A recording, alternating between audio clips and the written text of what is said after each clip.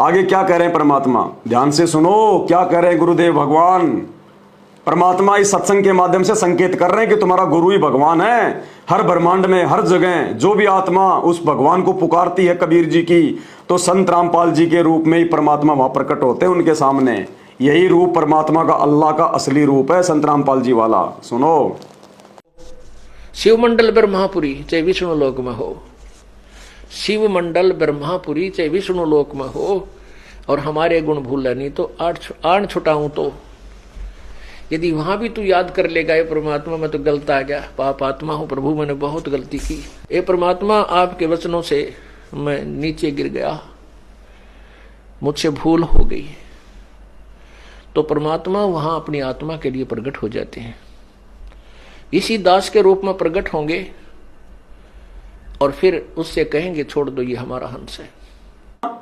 इसी दास के रूप में परमात्मा वहां उस आत्मा के सामने प्रकट हो जाएंगे यदि वो हृदय से पुकार करेगा तो, कि परमात्मा हम तो फंस गए, आप सत्संगों में ये बताया करते थे, ये समझाया करते थे, और हम तो ये विष्णु लोक में आ गए, शिव जी के लोक में आ गए, अपनी भक्ति को बर्बाद कर रहे हैं। कहते हैं वहां भी कोई आत्मा किसी भी लोक में अगर आत्मा शरीर छोड़ के अगर चली गई और वहां यदि उसको ध्यान आ गई ये बातें, और यदि वो हृदय से पुकार करेगा तो भी कहते हैं परमात्मा इस दास के रूप में वहां प्रकट हो जाएगा। क्यों भाई, वो कबीर भगवान संत रामपाल जी के रूप में क्यों प्रकट होता है हर जगह, कोई और रूप नहीं है क्या?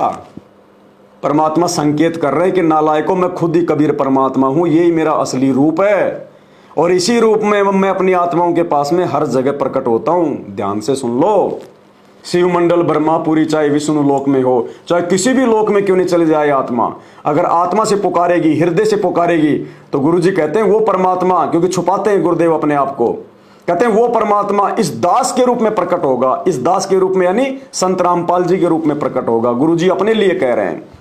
क्यों भाई, उस कबीर भगवान के पास में कोई दूसरा रूप नहीं है क्या?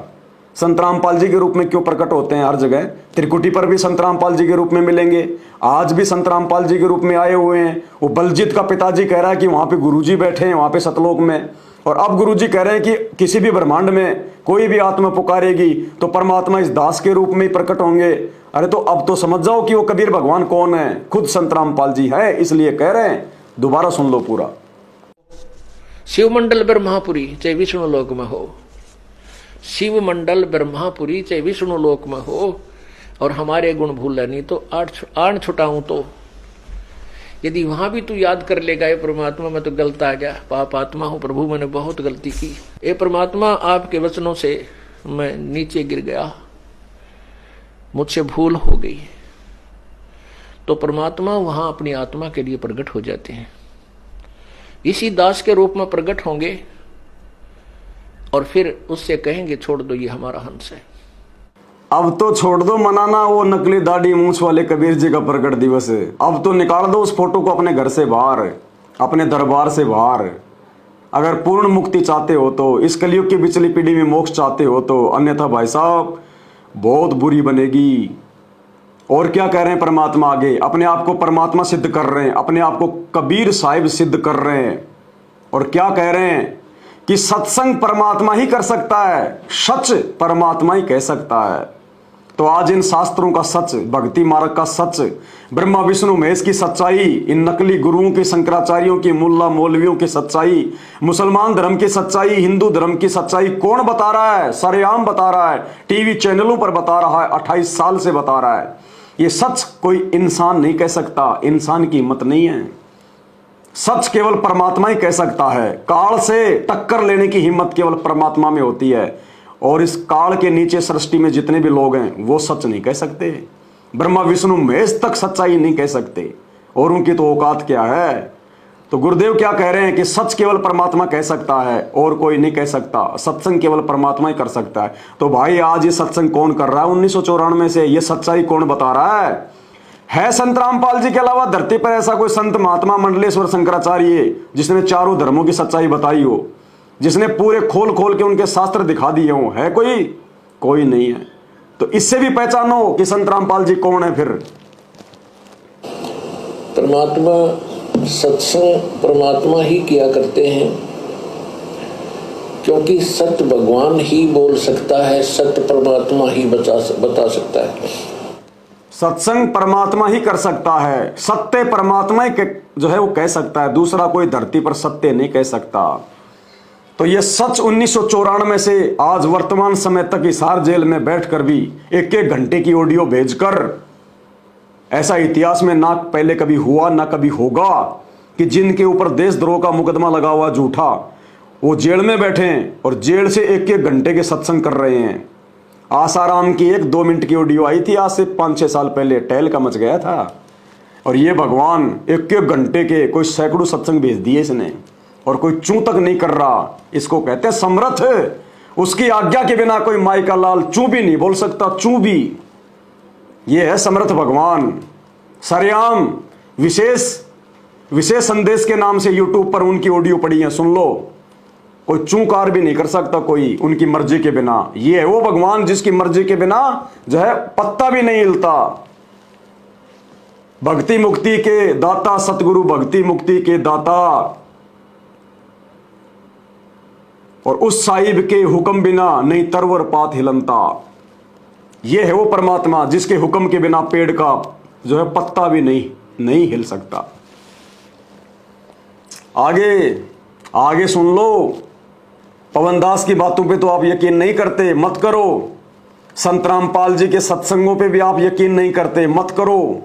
आप तो केवल उस काल एजेंट सतलोक आश्रम मैनेजमेंट के पीछे आंखों पर पट्टी बांधकर गांधारी की तरह अंधे होके चल रहे हो। चलते रहो, ठोकर भी तुम ही खाओगे। अब आगे का जो एक इंटरव्यू है एक भगत भाई का, ये कोई सत्सेवक नहीं है, सात संगति से जुड़ा हुआ नहीं है, ये तुम सतलोक आश्रम वालों से जुड़ा हुआ है। और ये खुद सतलोक जाके आया है, परमात्मा इसको सतलोक लेकर गए और वहां सतगुरु रामपाल जी भगवान इनको मिले, और नीचे भी सतगुरु रामपाल जी भगवान मिले कि बेटा मैं बरवाड़ा में हूं, आ जाना वहां पे। फिर ये बरवाड़ा में आया, बरवाड़ा में इसने देखा कि ये तो वही भगवान है जो मेरे को सतलोक में मिला था। और फिर इसने बरवाड़ा आश्रम में संत रामपाल जी से कहा, सपने में नहीं, हकीकत में फिर इसने संत रामपाल जी से बरवाड़ा आश्रम में जब ये मिला तो कहा कि परमात्मा आप तो खुद सतलोक में भी आप ही और धरती पर आप ही, आपको तो यहां कोई जान ही नहीं रहा, पहचान ही नहीं रहा कि आप परमात्मा हो। तो संत रामपाल जी ने कहा कि बेटा जानेंगे, ज्ञान आधार से जानेंगे, और वो ज्ञान आधार से आज केवल सत्सेवकों ने जाना है कि यही परमात्मा है। सुन लो, ये सत्संग सुनने के बाद तो कम से कम वो दाढ़ी मूंछ वाले काल्पनिक कबीर जी का है 650 साल पहले वाली फोटो का जून के महीने में प्रकट दिवस मनाना छोड़ दो, अपने गुरु जी को नाराज करना छोड़ दो। मान लो अपने गुरु जी को भगवान, मान लो संत रामपाल जी को परमात्मा। अगर मोक्ष चाहिए तो, अगर 84 लाख योनियों में जाना है तो मत मानो उनको परमात्मा। तो ये बात मैं नहीं कह रहा, मेरा कोई सत्सेवक भाई नहीं कह रहा, ना संत रामपाल जी कह रहे, क्योंकि हमारी और संत रामपाल जी की तो आप मानते ही नहीं हो। मान लो कम से कम अपने गुरु भाई की जो तुम्हारी तरह अंधा होके चल रहा है, लेकिन सच्चाई परमात्मा ने इसके मुंह से निकलवा दी। सुन लो इसका इंटरव्यू। मैं आ रहा था सोते हुए, तो मालिक ने मेरा शरीर छुड़ा दिया संत रामपाल जी महाराज ने, और उसको सतलोक लेके गए। तो सामने देखा कि बहुत बड़ा एक गुमज है जिसमें संत रामपाल जी महाराज मुख बैठे हुए हैं। और मैंने कहा मालिक परमात्मा आप दिखते हो? उन्होंने कहा हाँ मैं दिखाई देता हूँ, छू के देखो। छू के देखा, परमात्मा ने बहुत सारी बातें मुझे बताई, मेरा फ्यूचर दिखाया, मेरा पास्ट दिखाया, बताया कि तुम्हारा भाई समय समझा रहा है तो मैं समझ में नहीं आ रहा। मैंने कहा परमात्मा संत रामपाल जी महाराज पहले तो आप रुकिए, मैं आपको ये देख लूँ कि मैं अपने भाई को बता दूँ कि वो 10 साल से जिस चीज़ को बताता चला आ रहा है हम उसको जानते हैं, उस परमात्मा को जानते हैं, और आप दिखाई देते हो। तो उन्होंने कहा ठीक है बता के बेटा तू अब यहाँ से निकल और वरमाला आइयो। मैंने कहा जी वरमाला कहाँ पे? तो परमात्मा ने, संत रामपाल जी महाराज ने मुझे सतलोक से ही वरमाला का आश्रम दिखाया, कहाँ पे है कैसे है। मैं रोने लगा कि मालिक अब तो यहीं रख लो, अब यहाँ से जाने का तो दिल ही नहीं कर रहा है, यहाँ तो बड़ा अच्छा लग रहा है। उन्होंने कहा बेटा जाना तो पड़ेगा, अभी तुम्हारे काम बाकी हैं। तो फिर मैंने कहा गुरुदेव अगर आप तो सब कुछ कर सकते हैं, आप तो परमात्मा हो संत रामपाल जी महाराज, तो मेरी मोम को क्यों नहीं बचाया? तो उन्होंने बताया कि बेटा तेरी मोम ने ना नामखंड कर दिया था, उसको विश्वास नहीं हुआ, ज्ञान नहीं हुआ, पर तू नीचे जाके ऐसा नहीं करना है, तुझे मैं यहाँ से पक्का करके भेजना हूँ, अपने भाई की हेल्प करनी है और इस समाज को, ये एजुकेटेड जो समाज है इसको समझाना है और अपना पूरा जीवन इसलिए लगाना है। तू तो मर चुका था, देख तू शराब पी के यहाँ गिरा था रेलवे स्टेशन पे, मुझे याद आया हाँ गिरा था, उन्होंने कि यहीं मरना था तुझे, लेकिन मैंने तुझे वापस बुलाया है और तेरे को ये जीवन जो मैं दे रहा हूँ आगे ये भक्ति के लिए दे रहा हूँ, अब इससे भक्ति ही करनी है, कुछ और नहीं करना। मैंने कहा ठीक है जी, लेकिन मैं तो कब आ जाऊंगा जल्दी? वन कहा बेटा मैं नीचे तुम्हारे साथ ही रहता हूँ, मैं पृथ्वी पे बैठा हूँ, तू जाएगा मुझे मिलेगा तो मुझे देखेगा कि तुझे कोई दिक्कत ही नहीं आएगी। मैंने कहा ठीक है जी, अब तो परमात्मा मुझे फिर जाने दो। परमात्मा ने मुझे वापस लाया। मैं अपनी माँ के 12-13 जितने भी करने थे वो किए। जैसे ही माँ के 12 बजे मैं वहाँ से निकल लिया। सतलोक आश्रम वरवाला के लिए जब मैं निकला, वरवाला के रेलवे स्टेशन पर पैर रखा तो लगा कि मैं परमात्मा की संत रामपाल जी महाराज शरण में आ गया। जैसे ही मैं लाइन लगा के गुरुजी के पास पहुंचा तो मेरे से नाम दीक्षा देने से पहले भगत जी ने कहा कि भगत जी ये कुछ नियम है, इनको पढ़ लो। मैंने कहा भगत जी कैसी बातें कर रहे हो आप? संत रामपाल जी महाराज परमात्मा से मिलने के लिए अगर 1,00,000 नियम भी होते तो मुझे मंजूर है। ये तो छोटे मोटे नियम है, शराब छोड़ दो, गुटखा छोड़ दो, मांस छोड़ दो और ये देना लेना छोड़ दो। ये तो सारे नियम समाज को बिगाड़ने वाले हैं। अच्छे नियम जो हैं वो परमात्मा के पास हैं और मुझे संत रामपाल जी महाराज से नाम दीक्षा ही लेने के लिए मैं इतनी दूर से आया हूँ।